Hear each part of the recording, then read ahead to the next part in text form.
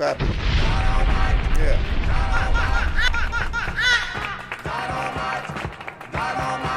Hey, what's going on, everybody? How you doing? My name is Hero. This is Coding with Strangers, and I want to talk about something.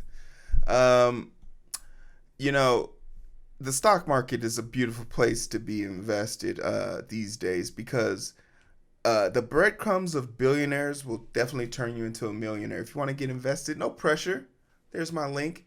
If enough of you talk about this, I promise you, Saturday we can have a Saturday call or a Sunday call, private Discord. We could talk about the stock market. Let's bring it back. Let's make money.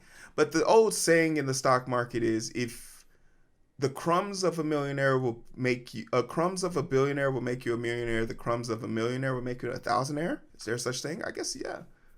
You could be deemed a thousandaire. Why not? Fuck it. And there's just there's this limit that I'm happy that I never felt the need to be more rich. To make money and be comfortable is one thing, but to just be more rich, implying that you're rich, but to be more rich, that's crazy, right?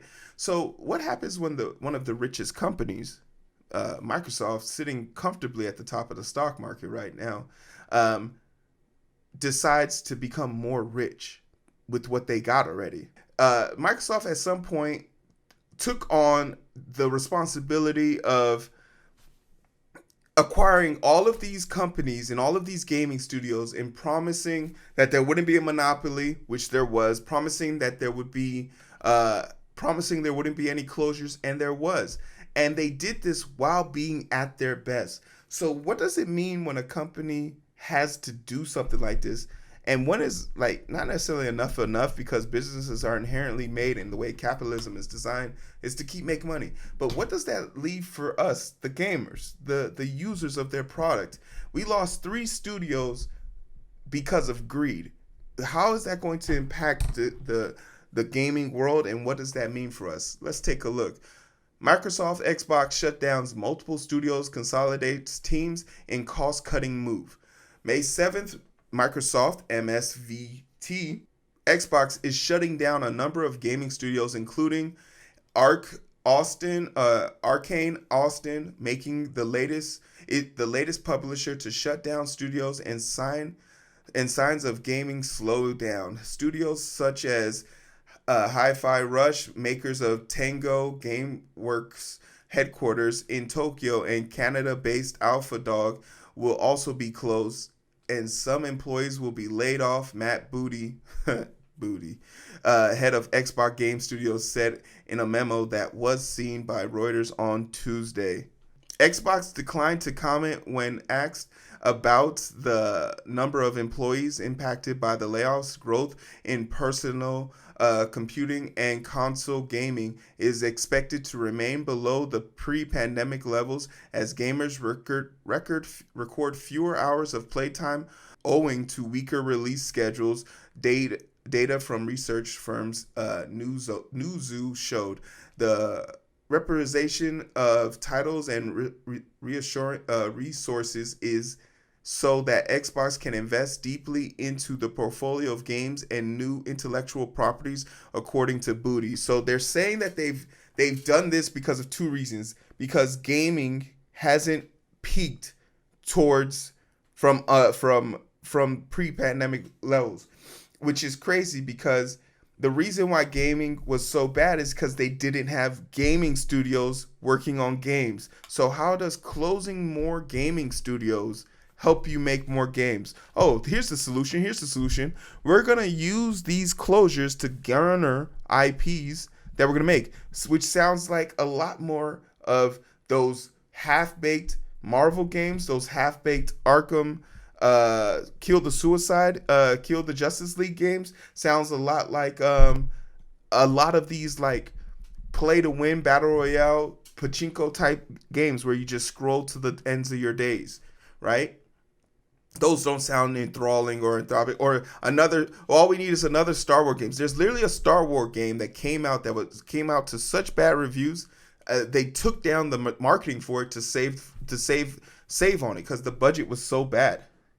All affected studios are units of the ZeniMax Media, which was acquired by Microsoft for $7.5 billion in 2021, and Bethesda. Microsoft Xbox Content Serves segments reported 62% jump in the third quarter revenue last month, largely driven by Activision Blizzard acquisition. Grand Theft Auto maker Take-Two Interactive said it should shut down two subsidiary studios as part of a mass layoff, Bloomberg News report last week. And this is something that is a telltale sign. One thing that we know about these gaming studios, when they're starting or in the middle of a big development for a huge game, they'll make a big push and big effort to get as much talent as possible. And once they're over the hump of development and it's mostly rearing of that game development, and as they're pushing and getting ready to get the game out, for example, GTA 6 is going to come out sometime in the end of 2020, early 2025, or maybe even early 2026, who knows there. But they no longer need to keep the bulk of their studio proprietaries on staff, so they let them go. This is more in line with contract work. It makes sense, and while it's probably not the best thing for the industry, they're going to try and maximize profits, and knowing that they would owe bonuses to people who are contracted underneath them is something they probably don't want to do. So this business take, I get it. Do I approve of it? No, but I get it. Microsoft previously laid off 1,900 employees at Activision Xbox at the start of the year, so not even 5 months ago, and they're closing down that studio. It's crazy. Some making games right now is probably one of the worst things you could do. It's probably one of the worst things you could be doing right now for at least a AAA company. If you're making games for indie, for yourself, or for your own personal, and you're fine publishing it on Steam, perfect. But if you're working under a big label, you got to be terrified, because these industries mimic each other. They mimic each other to a T. Some developers from Arkane Austin will join on other studios and work in the projects across Bethesda, the creators of the Elder Scrolls and Fallout titles. And let's just keep it 100. This is probably not speaking very truth to power.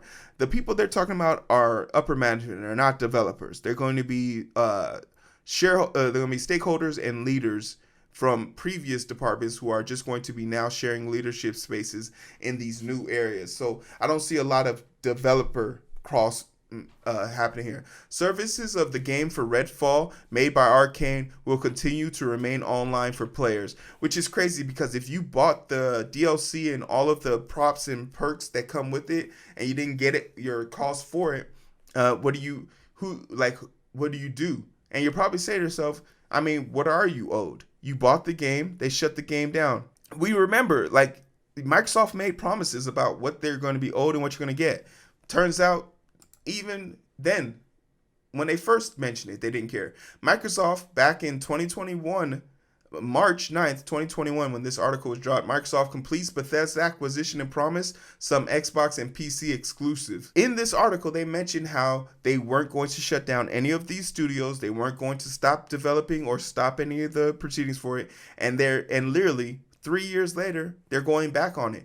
They cried and complained and said that this was stifling innovation when the government tried to stop this monopolization, but then they lobbied them to make it happen. And it's crazy. It's just crazy that these are the same governors and representatives that will say video games are the reason why mass shootings are happening, and it's not because of gun control. But then when the game companies come to pay them to let them do antitrust and anti-monopolization things, they'll just let it happen. They won't worry about it. It's cool. Everyone's great. No problem. We're all fine here, right? We're all okay with this nonsense. So it's crazy to me that this is the standard that we keep, and we have to find a way of holding these companies liable. We have to find a way of making sure that these companies keep their promises, because they're shutting these companies down for one reason and one reason only, and that's to make money. They want to make sure they maximize their profits at the end of the year or beginning of the next quarter, and to make their shareholders happy.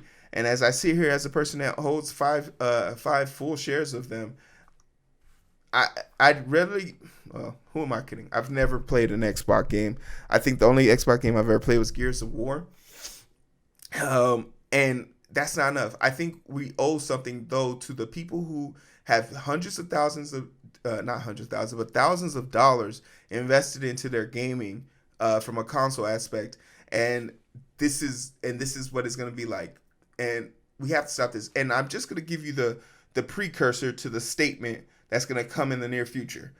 The numbers of gamers are down now, and the reason why the number of gamers are down now on consoles, the reason why the number of gamers are down on consoles right now is because they're tired of being nickel and dimed to play games. People are making a concerted effort to preserve games that have been lost to the digital realm and things like that. And also, if you really want to get into gaming now, your best bet is to do it online PC, where you have more control over what happens to the game and how the game affects you directly. The console wars, I don't see myself probably ever buying another console, ever. It just doesn't make sense. I'm not going to be DLC'd and nickeled and dimed. I'll wait. Like, whenever a game comes out that I like now, I just wait till the Master Edition comes out and I buy that, or the final parent or whatever edition comes out, and I'll buy that one. And you can usually get it for the price of the original sale if you wait like a few months later. You never played the original Halo 1 or 2? Never played Halo 1 or 2? Never. And I was saying this the other day I was talking to Grimy about, like, oh, should I start gaming like on Saturdays or Fridays and just play games that I've never played before? And